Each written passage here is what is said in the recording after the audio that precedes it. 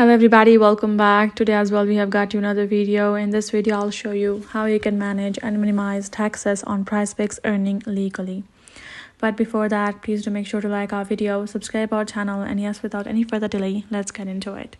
So for that, you can see I'm gonna let you know the brief information regarding it. So you can see, do I need to pay taxes on our Prizepicks winnings? The Internal Revenue Service requires a complete form from members who accumulate $600 or more in net winnings for the calendar year Jan 1 to December 31st. This amount is taxed as other income. Members who meet or exceed the $600 threshold will receive a 1099 MISC form from Prizepicks, which you have to fill, right? Now, what if you exceed $600?